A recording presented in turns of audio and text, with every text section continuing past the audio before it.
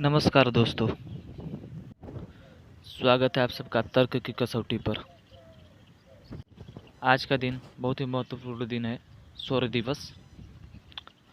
तर्क की कसौटी पर पेश करता है सौर दिवस की ऐतिहासिक घटना को।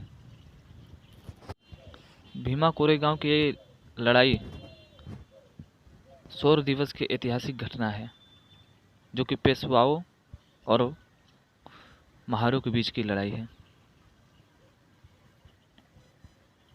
यह लड़ाई जातिवादी व्यवस्था के खिलाफ एक बहुत बड़ी जंग थी, बहुत बड़ी लड़ाई थी, जो कि 1 जनवरी 1818 में महारों को अपने आत्मसम्मान के लिए लड़ी गई लड़ाई थी। ये लड़ाई महारों और पेशवाओं के बीच की एक ऐसी लड़ाई थी जो दिल दहला देने वाली लड़ाई थी।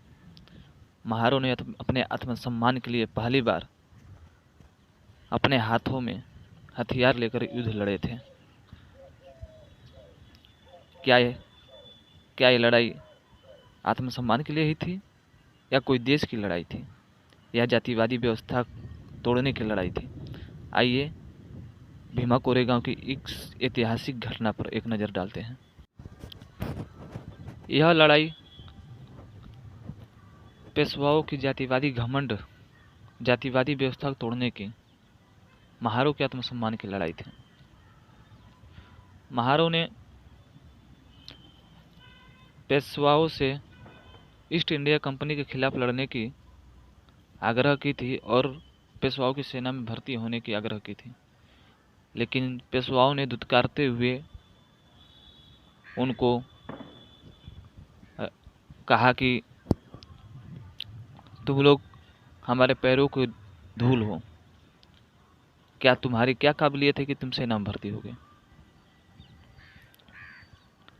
इसी मानसिकता, जातिवादी मानसिकता और घमंड के खिलाफ लड़ी गई महारों की लड़ाई थी।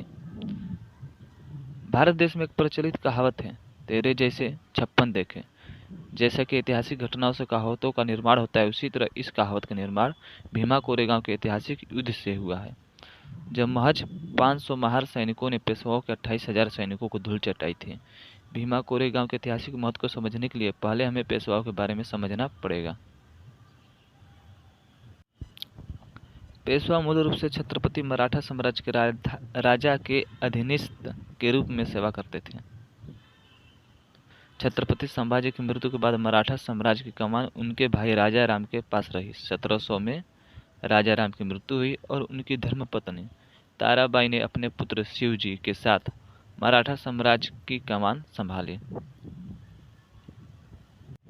1707 में औरंगजेब की मृत्यु पश्चात में बहादुर शाह ने छत्रपति संभाजी के पुत्र साहू जी को रिहाई की कुछ शर्तों पर अपनी कैद से रिहा किया। उसके तुरंत बाद साहू जी ने मराठा सिंहासन का दावा किया और अपनी चाची ताराबाई और उसके बेटे को चुनौती दी।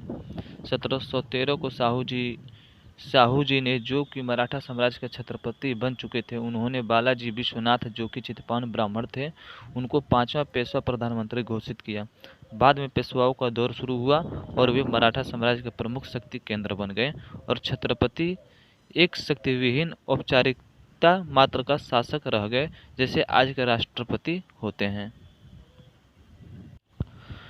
मराठा साम्राज्य की पूरी कमान पेशवाओं के हाथों में आ गई और पेशवाओं चित्पावन ब्राह्मणों ने अपनी जातिवादी सोच के चलते महारों दलित समाज में शामिल एक जाति जो महाराष्ट्र केंद्रित है पर मनुस्मृति की व्यवस्था लागू कर दी, जिसके तहत उन्हें कमर पर झाड़ू और गले में मटका बांधने को कहा गया, ताकि जब कोई महार रास्ते से चले तो उनके पैरों के निशान झाड़ू द्वारा मिटते रहें और वे थूकना भी चाहे तो उन्हें अपने गले की मटकी में ही थूकना पड़े।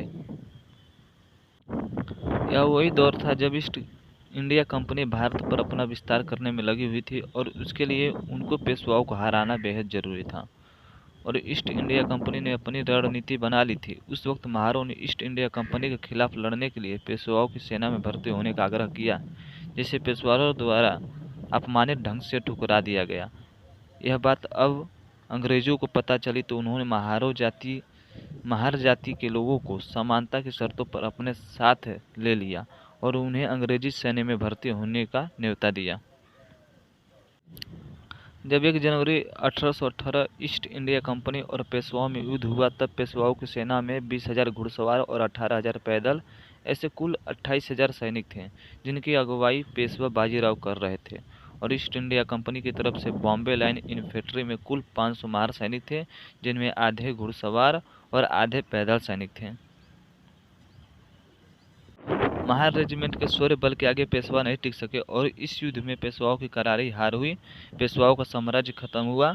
महार रेजिमेंट के अभूतपूर्व अविस्मरणीय वीरता की यादगार में भीमा नदी के किनारे विजय स्तंभ का निर्माण करवाया गया, जिस पर उन शूरवीरों के नाम लिखे गए हैं। ध्यान रहे, मराठा साम्राज्य पहले ही खत्म हो चुका था, जब से पेशवाओं ने मराठा साम्राज्य पर कब्जा कर लिया था।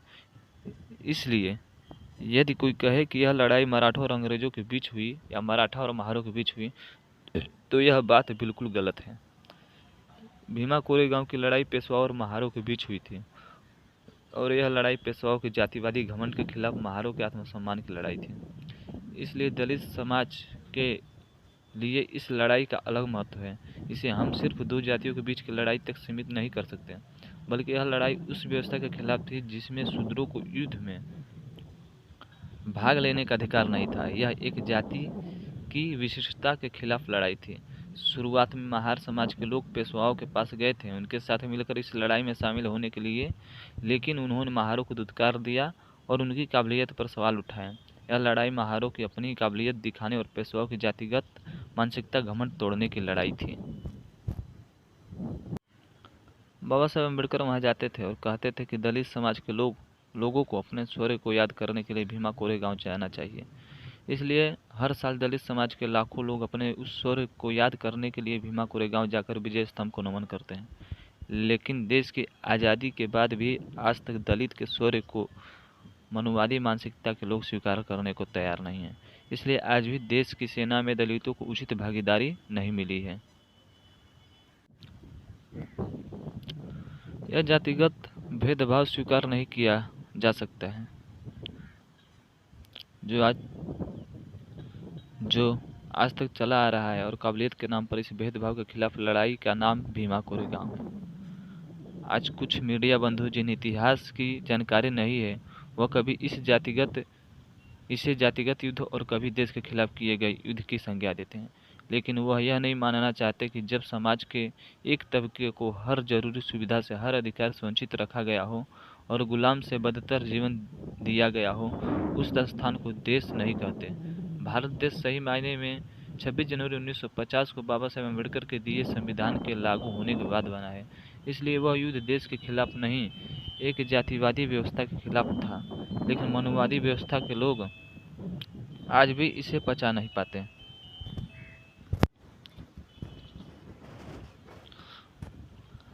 इसलिए वो आज भी अपने किए गए जातिगत भेदभाव को देशभक्ति का मुद्दा बनाकर छिपाना चाहते हैं।